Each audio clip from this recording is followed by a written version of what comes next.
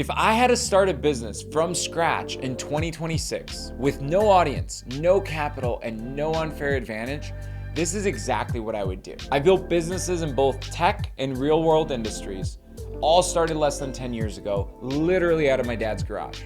And today those businesses collectively represent well over $100 million in enterprise value. I've raised over $25 million of capital, I've scaled teams, and I've also been in the trenches running boring operational companies that literally print cash. And what I can tell you is this: in 2026, the rules of business have changed. In this video, I want to give you a simple, no BS playbook for what actually works in 2026.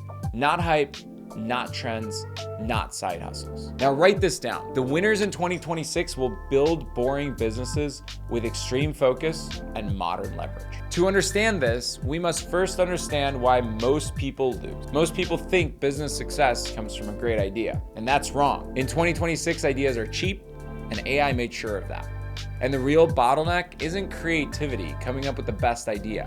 It's selection, focus, and execution. Here's the reframe I want you to adopt. Business is not about inventing something new. It's about stepping into something that already works and doing it better. My buddy Dan mentions this concept of R&D, and it's absolutely my favorite. Some people think it stands for research and development, but it actually stands for rob and duplicate with a minor twist. You see, business is like joining a busy highway.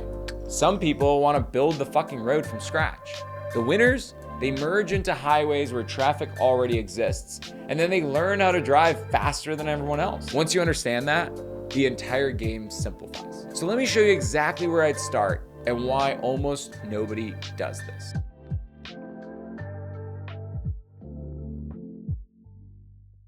Which brings me to step number one. Pick a boring market that already works. Let me save you years of wasted effort. If your business idea requires convincing people they should care, you've already fucking lost. Don't innovate first. Don't try to come up with a genius idea first.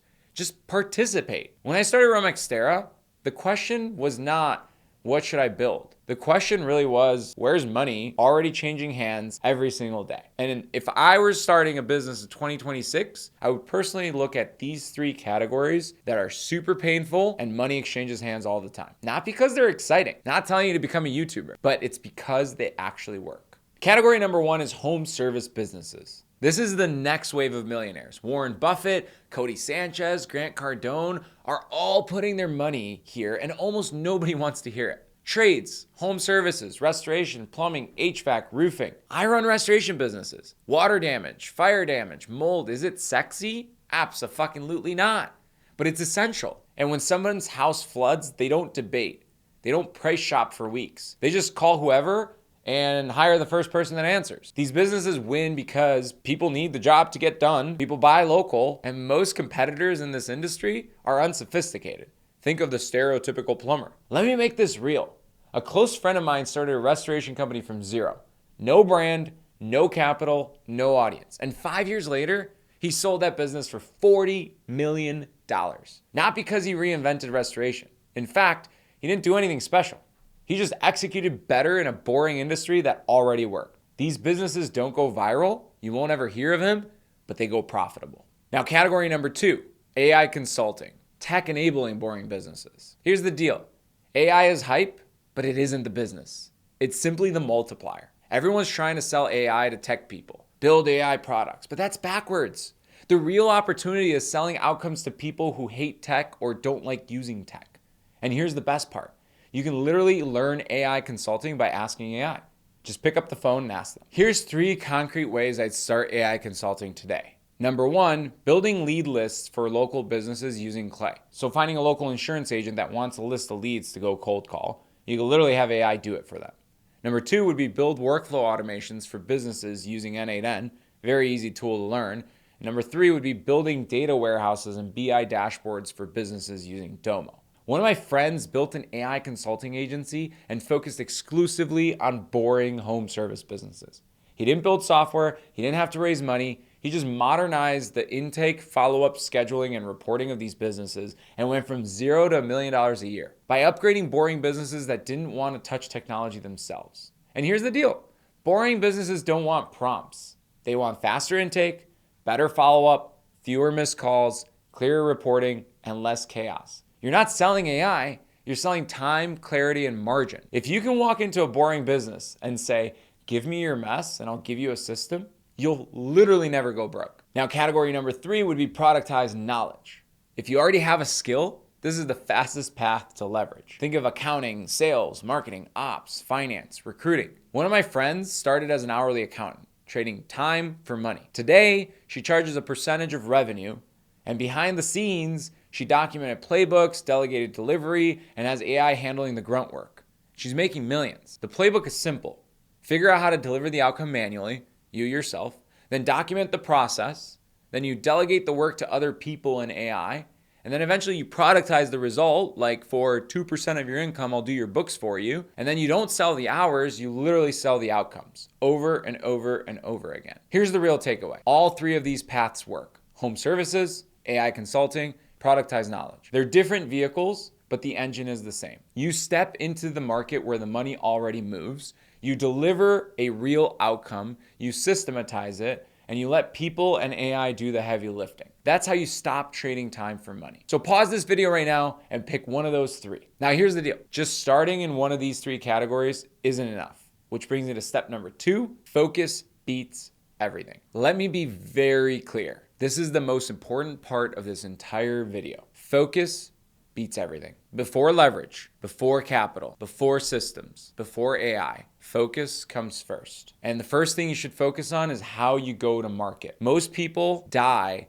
trying everything from content to being everything to everybody and so on and so forth. My focus would be one service offering, not all of them, one customer type, one marketing channel for one entire year. And you just fucking do it. It'll be boring, but it works. One of my companies went from 0 to $2.9 million in revenue in 7 months by doing exactly this. No fancy tricks, no new ideas, just pure focus, following what I call the Restoration Millionaire Method. They marketed their restoration businesses only offering the best service, which was mitigation, right? It was the highest profit margin, to homeowners, only one type of customers. They didn't go after commercial properties, and started with online marketing alone. PPC and LSA, Google Paid Ads, that's one marketing channel. Most people don't fail because they're not smart. They fail because they're scattered. And early on, if you complicate it, it kills momentum. But focusing on how you market isn't the only thing you need to focus on. The other thing you need to focus on is speed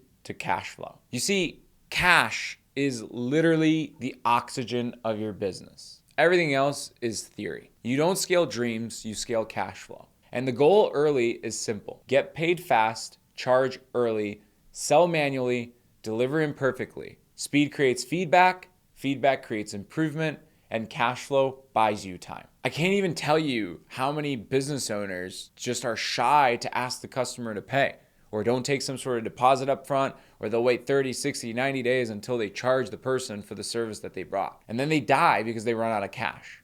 Remember, the fuel of your business is the cash. Now, once you have focus on cash flow, leverage is what actually matters, which brings me to step number 3, scale through leverage. A long time ago, Naval Ravikant popularized what he called the 4 forms of leverage: capital, code, content, and collaboration. And learning that framework completely changed how I think about business. So the concept of leverage is simple. The more leverage you create, the less input you need to move a massive outcome. So think of trying to move a big boulder down a mountain. If you had a short stick, you would not be able to move that boulder. If you had a really long stick with the same amount of energy and effort, you could actually move the giant boulder. And capital is a form of leverage because it takes very little time, energy, and effort to literally trade dollars for a specific outcome. Ads, hiring, so on and so forth. The second C of leverage is code, systems, automation, and software. Anything that removes humans from repetitive decisions. So think about it. You could spend half an hour to dump all of your knowledge into an automation and then have a computer do it over and over and over again. The third C of leverage is content. And this one is an absolute no-brainer. If you think about it, it takes me half an hour to shoot a video like this, but thousands of people could see it. And that creates trust at scale. It's the highest form of leverage on the marketing side. And then also the knowledge sharing side. So you spend half an hour, document something into a framework, into a playbook, into an SOP, and then it can be used over and over and over again. Becoming the voice in restoration allowed me to build SaaS. It allowed me to build coaching, investing vehicles in the same niche, but multiple businesses. Now, here's the deal. Content is uncomfortable, right? Writing books, speaking on stages, publishing consistently, it all takes forever, but it's worth absolutely everything. And the last C is collaboration. You can't really build anything massive without having people that trust you and join you. Think about it this way. If I wanted to move a boulder and it was just me alone, I wouldn't be able to move it. It would take me forever. But if I was able to grab 15, 20, 30, 50 other people and have them aligned to the mission of moving the boulder, I would be able to do it in a short amount of time. Leverage doesn't replace focus, but it amplifies it. And when leverage meets clarity, you stop competing, which brings me to step number 4. Become a category leader. You see, the biggest businesses don't compete, they define. At a certain level, winning isn't about being cheaper or louder. It's about being clearer. All of my businesses are the most premium products in my industry, but they define categories that never existed before. Albi is the first restoration growth engine.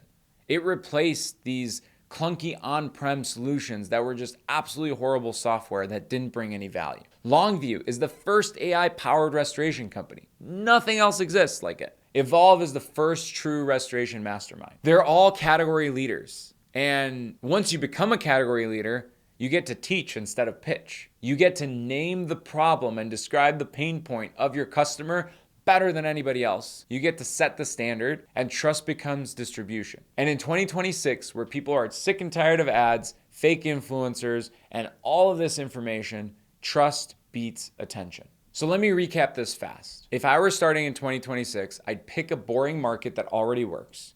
I'd focus relentlessly for 1 full year. I'd move fast to cash flow. I'd add leverage, but only after I proved out the model. And I'd build trust until I dominated my category. If you do this, you stop chasing ideas. You stop looking for shortcuts.